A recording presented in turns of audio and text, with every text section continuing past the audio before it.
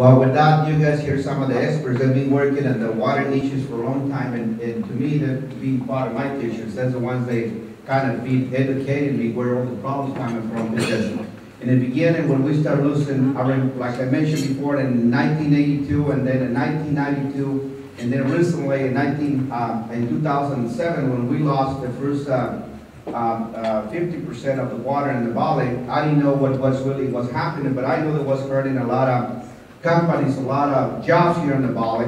Then when I met with Ross and Jim, we went back and started looking at everything what they've been doing for all these years. And that's how I learned that the problem was not a small problem. The problem is big, a lot bigger than what we think, because over 1 billion gallons they're dumping into the delta.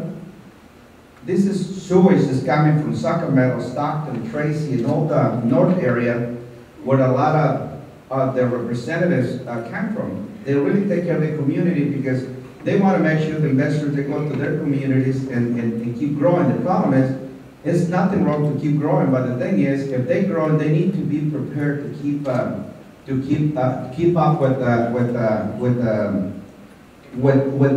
the equipment or with the things that are necessary, like in this case, to keep preventing, if they're building new housing or whatever, they have to come out with the sewage treatment plant. I visited one of the sewage treatment plants in Orange County, and that was beautiful because the shortage that we have with the water on the whole country, on the whole world, is getting really hard. Now that we are looking what's really happening, not just in the Central Valley, but what is coming to happen here in our country.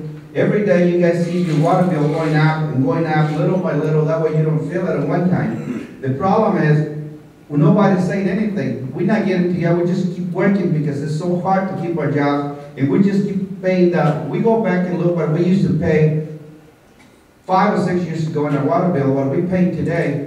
I guarantee you it's almost double what everyone paid, the ones that are here today. But can you imagine how big is the business for the state? Because they're making a lot of money. I mean, they sell their water. Now the problem is, you guys can go and look on YouTube on October 22nd, Fox News came with a program they call them Follow the Money. And this program, Follow the Money, is everybody fighting to steal the water from this country and sell it to different countries. Right now, they're already selling the water to India. And it's in YouTube, it's in the internet, it's on Fox News. It's not something that we making up, it's there. So that's why it's very important. The reason we put a lot of representatives in here, because this is the people that represent us back in Washington, and this is the people that can make the difference. They can stop from letting the people, first of all, contaminate our water. There are the people drinking that water, not just the fish, there's people drinking that water. And they can eliminate or stop from this, the government or different companies selling our water to different countries. It's really hard to believe that that's happening here because, we are in the heart of the agriculture worldwide. We go back 50 years ago and we can remember how many acres of cotton we used to farm here in the valley. And all the lettuce companies that whether they were coming to the valley, all the other vegetables that were coming to the valley, because here we can grow almost anything what we put in the ground, we can grow it. But in order for us to grow that, we need to have the water. In this case, Jim was talking that we going to have shortage, maybe 50%. We don't even know what we have. I farm too, so we have no idea what we have from next coming year. We have no idea. They haven't given us the information what percentage we're going to get. In 2009, the first quarter of the year, we got 0% delivery, and we were paying 100% for the water rights.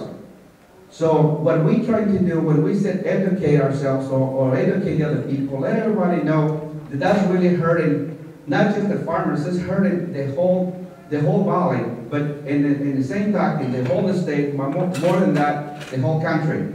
Because this is the ones that take us out, then we're going to have food coming from different countries, and we have no idea how they produce, or we do have an idea how they produce in different countries, because we have it in there.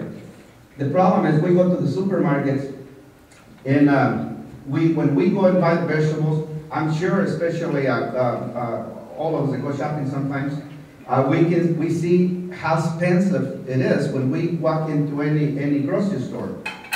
We can see the vegetables are there. They don't say which country they're coming from. There's few products they put in the brand where they're coming from now, but we have no idea how they grow it on the other side. What regulations that they're using. In here, we probably sometimes we complain because we got too many regulations, but at least we know what we eating, what we put in on our table when we bring those vegetables home. But the reality is, we need to protect our water. Water is part of our life. Water is not a product that we should be negotiating. That's what we keep saying. The water in life is not negotiable because God gave us the precious liquid or water. If we don't do something about it right now, we're already having problems. We lose most of the water in our valley. And we pay a lot more money for our water right now. If we don't get together like we're doing that here today, but we need to keep letting everybody know what is coming, because if we don't inform everybody else, they're just going to eat us alive. Our families, the new generations, they're going to suffer a lot more.